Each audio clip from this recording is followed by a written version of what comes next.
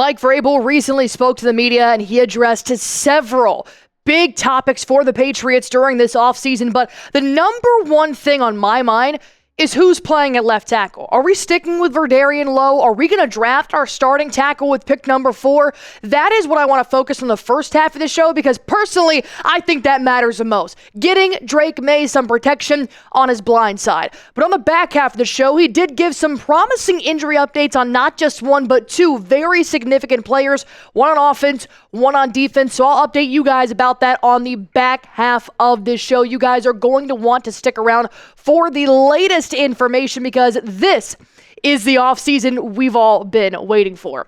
But my first question for you guys here is that Mr. Stefon Diggs posted this very Instagram story asking the people, the Patriots fans, what number should he wear in his new era? Go ahead and comment what number you think Stefon Diggs should rock in New England. I post this on our community page, gotten a lot of different answers, but now bring it to the comment section down below. And speaking of Stefon Diggs, we'll talk about him towards the back half of the show, but we got to fix this offensive line. We really do. I think the right side is really beefing up. Morgan Moses, Mike Onwenu, Garrett Bradbury. Obviously, Moses and Bradbury are new acquires for the Patriots, but Mike Onwenu, we knew was going to stay at right guard.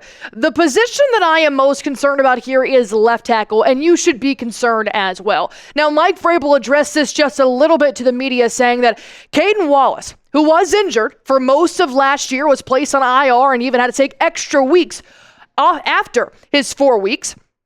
He will have the opportunity to fight for that left tackle position. He is going to have a chance at playing left tackle, but also keep in mind that Verdarian Lowe will be back this year. He did have a procedure in the offseason, but Mike Vrabel thinks that he will be good to go to try and play left tackle again as well. This is not good news. It's not. Do you want to watch Verdarian Lowe and Caden Wallace possibly be our left tackle again this season? Because I do not.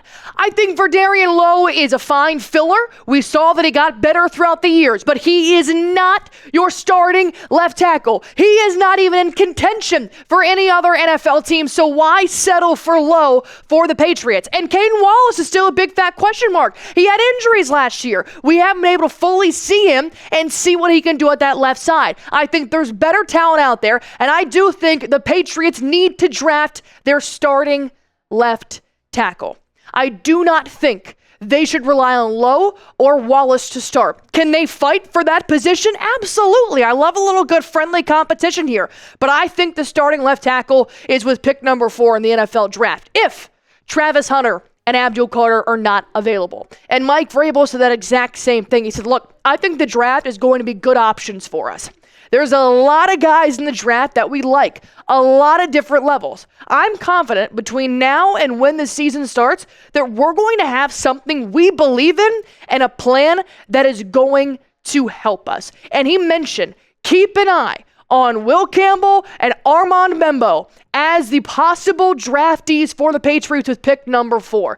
And he is even saying that we think our plan will be ready that we want to create when the season starts. That doesn't mean the plan they have right now with Lowe and Wallace is set in stone. There are draft picks that can come in the next month, and I think Will Campbell or Armand Membo would be great additions to the left side. And I know they're also two big fat question marks because they've never played in the NFL before, but they're shaping up to be absolute studs in the NFL combines.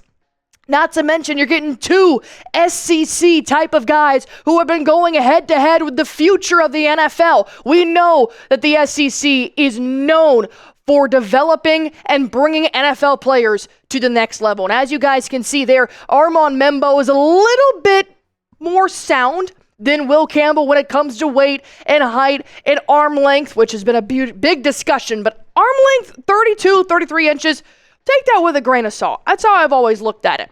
But I will say this, you cannot go wrong with either Will Campbell or Armand Membo. I don't really have a huge preference one or the other. I think both have pros, both have cons, but they're both coachable, and they do fit the Mike Vrabel mold that I like, which is he plays hard, he works hard, and he will give everything he possibly has until that whistle is blown. And obviously, Mike Vrabel and the Patriots, they want that kind of player because they're looking at not just Campbell, not just Membo, but both for a possibility to draft at number 4. So I'll let you guys be Elliott Wolf. Which one would you rather draft? Will Campbell or Armand Membo? Type AM for Armand, type WC for Will Campbell. I'm personally leaning more so towards Membo, and I have a whole reason why on the Patriots Today by Chat Sports Channel. But like I said, you cannot go wrong with Will Campbell either.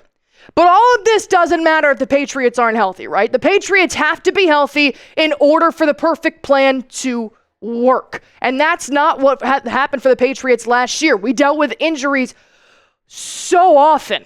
And I mean, it was like season ending too. It was a really, really tough year for the Patriots. But the good news is that it does look like we're getting positive injury news on 2 huge stars for New England. Number 1 was Stefon Diggs, who got injured not playing for the Patriots, but is developing well. And then Christian Barmore, who has a very unfortunate story, diagnosed with blood clots on his 25th birthday, and it's been an absolute roller coaster for him. A very scary roller coaster, I would imagine as well. But let's start with Stefon Diggs, a newly acquired New England Patriot. Reports show that Diggs is expected to be ready for week 1, and that is a huge part of why the Patriots and Stefon Diggs' agent came to the contract that they did. 3 years, $69 million.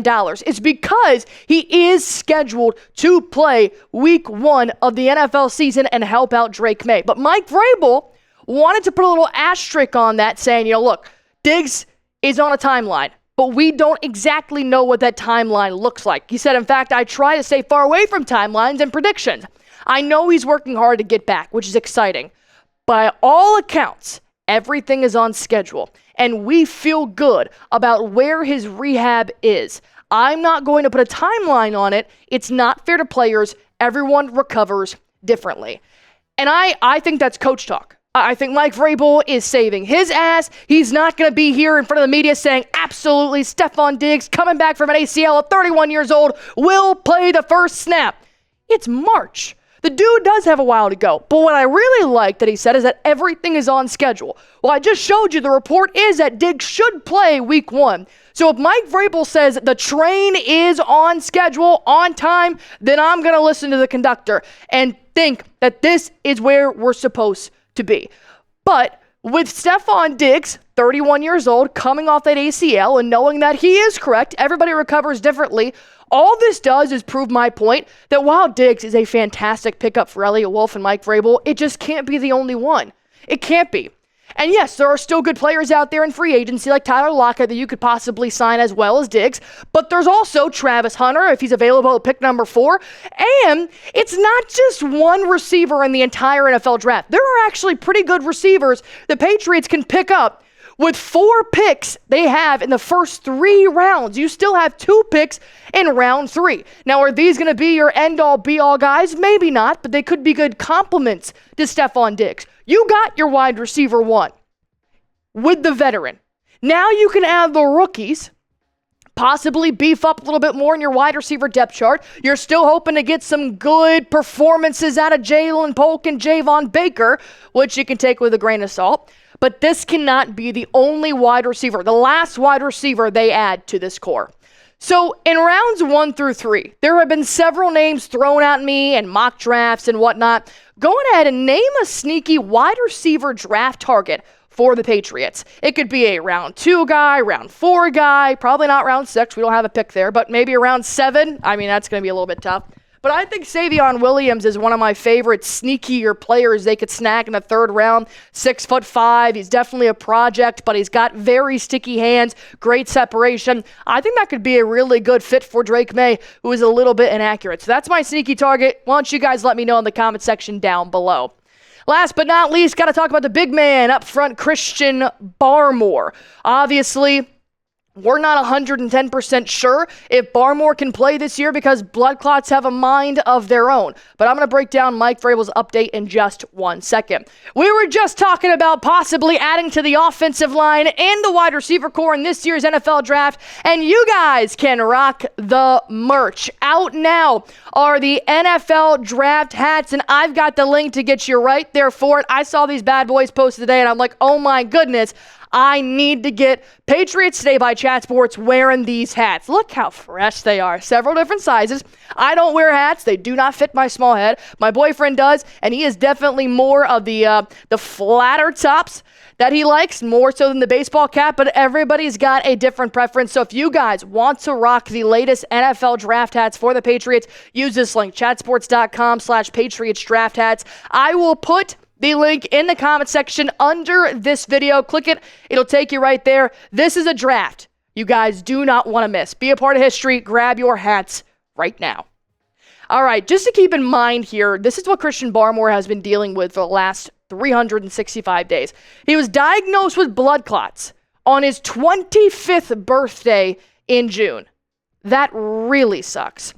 Off and on the reserve list for the 2024 season. So he came back, but then he would go back on the list. Then he would come back to practice, and we'd get excited again. He'd play a game even, and then he'd go back to the reserve list. So obviously this shows us that blood clots are going to be up and down. It's a very scary thing.